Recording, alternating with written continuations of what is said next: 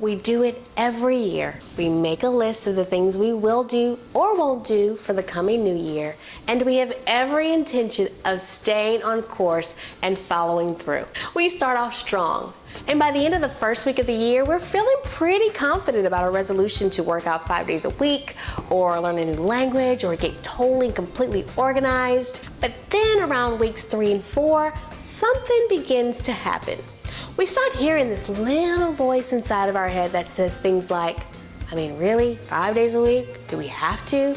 Or, don't you miss French fries? Or, I mean, how important is it to really be organized? Who's here to see it? And once we start to tune into that little voice, that's when our resolve begins to crumble. But what if it could be different in 2015? What if I could share 3 simple, easy to follow strategies to help you maintain your resolutions for 2015? Now, I want to share this information with you because I know how frustrating and embarrassing it can be to have the very best intentions at the beginning of the year and then look back in December of that same year only to realize you haven't followed through on any of them. Personally, lack of discipline, negative self-talk, the craziness and busyness of my life as a mom and a wife and an entrepreneur, all of those things attributed to my inability or, failure to fulfill my resolutions for 2014. But what I've found is that discipline is the key to follow through. And so my word for 2015 is discipline. So if you've adopted the same idea that discipline is going to be the thing that helps you go from good intentions to a finished result, then here are 3 easy steps that you can take to maintain your goals for 2015. Step number 1, change your vocabulary. The word resolution means to resolve to do something, but we've used that word so frequently that it's lost its power. And so even though we have the best intentions, intention is nothing without action.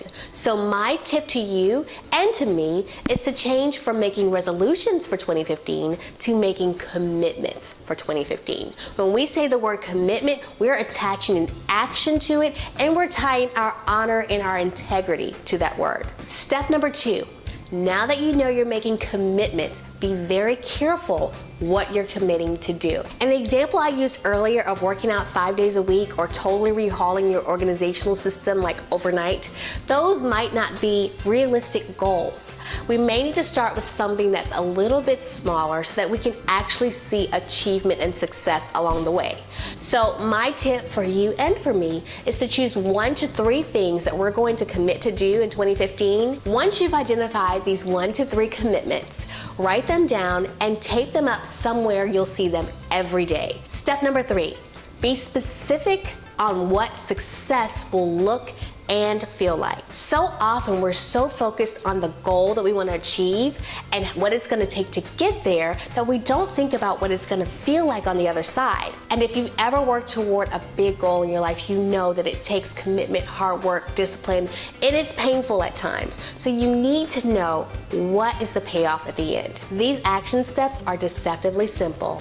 They're not rocket science, and each step is totally doable. It just takes discipline and commitment to fulfill the promises you've made to yourself. So here's the $1 million question. What does this have to do with styling or decorating? Many of us live in homes that make us feel unhappy and unfulfilled because we haven't buckled down and made the commitment to create a space that we love, that reflects who we are, what we love, where we've been, and where we hope to be. So if you've got decorate my living room or redo my master bedroom on your list of commitments for 2015, then you are in the right place. Remember, we're in this together. So I'm here, I'm committed to you, and I'm gonna help you create a stylish home that you love.